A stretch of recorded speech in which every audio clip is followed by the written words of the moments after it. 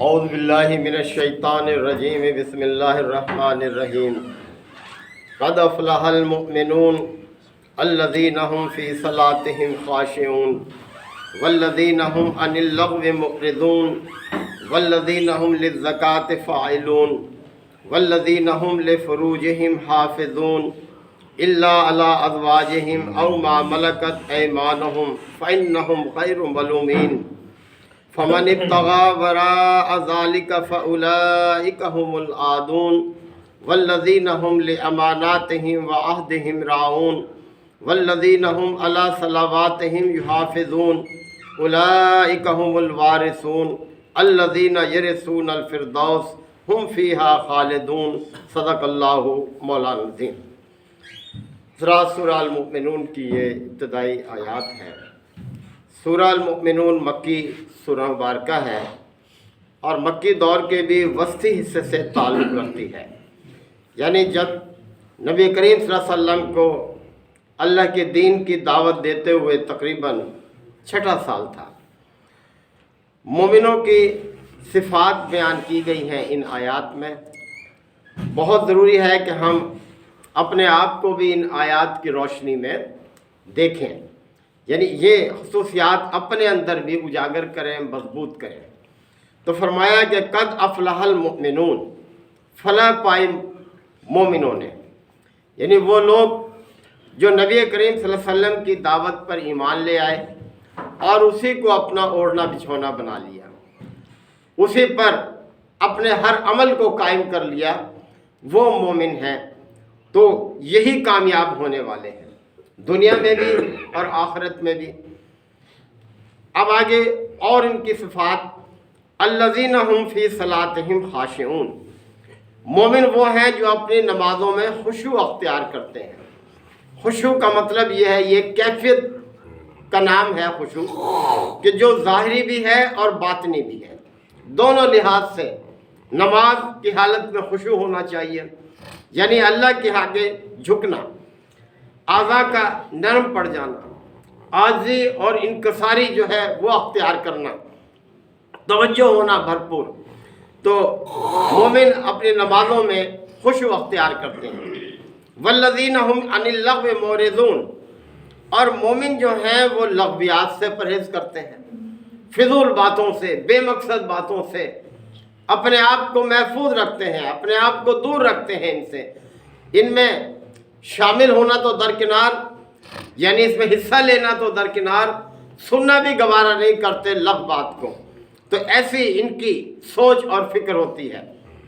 والذین هم للزکاة فاعلون، اور مومن زکوٰۃ کے نظام کے پابند ہوتے ہیں۔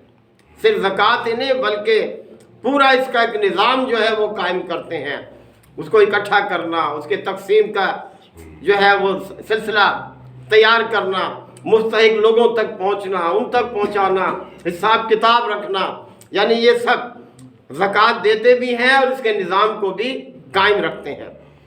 اور زکوٰۃ کا مطلب ایک اور معنی میں بھی آتا ہے، یعنی پاکیزگی کے معنی میں بھی آتا ہے، یعنی اپنے جسم کو، اپنے لباس کو، اپنے خیالات کو، یعنی ان کا بھی تزکیہ رکھتے ہیں، پاک رکھتے ہیں، آلودہ نہیں ہونے دیتے۔ والذین هم لفروجہم حافظون، اور مومن وہ ہیں جو اپنی شرمگاہوں کی حفاظت کرتے ہیں۔ شرمگاہوں کی حفاظت کرنا، آگے وضاحت بھی کر دی ہے جہاں اللہ تعالیٰ نے شرمگاہ کو استعمال کرنے کی اجازت دی ہے۔ فرمایا الا علی ازواجہم، سوائے اپنی بیویوں کے، او ما ملکت ایمانہم، یا وہ جو ان کے ملک یمین میں ہو جو عورتیں۔ فرمایا کہ فَإِنَّهُمْ غَيْرُ مَلُومِينَ، تو اس حوالے سے ان پر کوئی ملامت نہیں ہے، یعنی یہاں اجازت ہے منکوحہ بیویوں کے ساتھ، اور وہ عورتیں جو ملک یمین میں ہیں، یعنی جو سپرد کی جاتی ہیں۔ جب عورتیں آتی ہیں، کوئی جنگ میں قیدی ہو کر آتی ہیں، تو حکومت جس فوجی کے سپرد کر دے وہ اس کی ایسی ہے جیسے منکوحہ بیوی ہے، یعنی نکاح کی ضرورت نہیں ہوتی۔ تو پھر فرمایا کہ مومن شرمگاہوں کی حفاظت کرتے ہیں، لیکن سوائے اپنی بیویوں کے اور ان عورتوں کے جو ملک یمین میں ہیں۔ فمن ابتغى وراء ذلك، لیکن جو اس سے بڑھ کر چاہیں گے اور خواہش کریں گے، فاولئک هم العادون، تو وہ حد سے تجاوز کرنے والے ہیں۔ حد سے تجاوز ہے یہ، منکوحہ بیویوں اور ملک یمین کی عورتوں سے ہٹ کر اگر کچھ اور چاہیں گے تو وہ حد سے تجاوز ہوگا۔ والذین هم لاماناتہم وعہدہم راعون، بڑی دو اہم صفات ہیں یہ مومن کی۔ فرمایا کہ وہ اپنی امانتوں کی اور اپنے وعدوں کی بھی پاسداری کرتے ہیں، حفاظت کرتے ہیں۔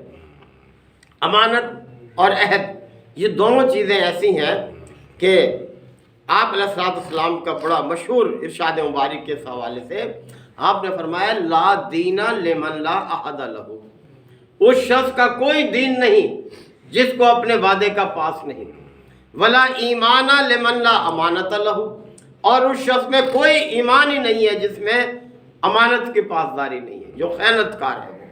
تو اللہ تعالیٰ نے یہاں بھی مومنوں کی صفات میں اس چیز کو شامل رکھا ہے کہ والذین هم لاماناتہم وعہدہم راعون، مومن وہ ہیں جو امانتوں کی اور وعدوں کی پاسداری کرتے ہیں۔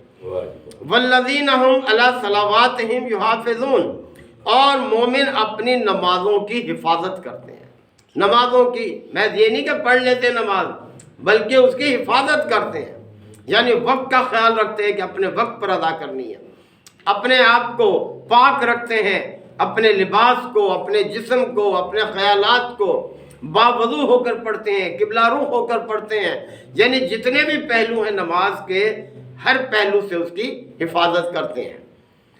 اور پھر یہ کہ اولئک هم الوارثون، یہی لوگ حقیقت میں وارث ہیں۔ کس چیز کے وارث ہیں؟ آگے وضاحت کر دی، الذین یرثون الفردوس، جو میراث میں فردوس پائیں گے، یعنی جنت کا اعلیٰ مقام پائیں گے، یہی لوگ وارث ہوں گے اس فردوس کے۔ ہم فیہا خالدون، اور وہ اس میں ہمیشہ ہمیشہ رہیں گے، یعنی کبھی نکلنے کا تصور ہی نہیں ہے وہاں سے۔ تو لہٰذا یہ دنیا موقع ہے، فائدہ اٹھاؤ جنت فردوس حاصل کرنے کے لیے۔ یعنی یہاں اللہ نے جو بھی پابندیاں رکھی ہیں، جو عبادات رکھی ہیں، ان کو پوری طرح سے دل کی آمادگی کے ساتھ نبھاؤ تو اللہ تعالیٰ بڑے انعام سے نوازے گا۔ اللہ تعالیٰ ہم سب کو عمل کی توفیق عطا فرمائے۔ الحمدللہ وکفا وسلام علی عبادہ الذین اصطفیٰ، ربنا آتنا فی الدنیا حسنہ وفی الآخرۃ حسنہ وقنا عذاب النار وادخلنا الجنۃ مع الابرار یا عزیز یا غفار رب العالمین۔ اللہم انک عفو کریم تحب العفو فاعف عنا، اللہم من احییتہ منا فاحیہ علی الاسلام ومن توفیتہ منا فتوفہ علی الایمان، یا شافی الامراض اشف مرضانا ومرضى المسلمین، یا قاضی الحاجات اقض حاجاتنا وحاجات المسلمین، اللہم اعز الاسلام والمسلمین، اللہم دمر اعداء الدین، ربنا تقبل منا انک انت السمیع العلیم وتب علینا انک انت التواب الرحیم، صلی اللہ تعالی علی خیر خلقہ محمد وآلہ وصحبہ اجمعین۔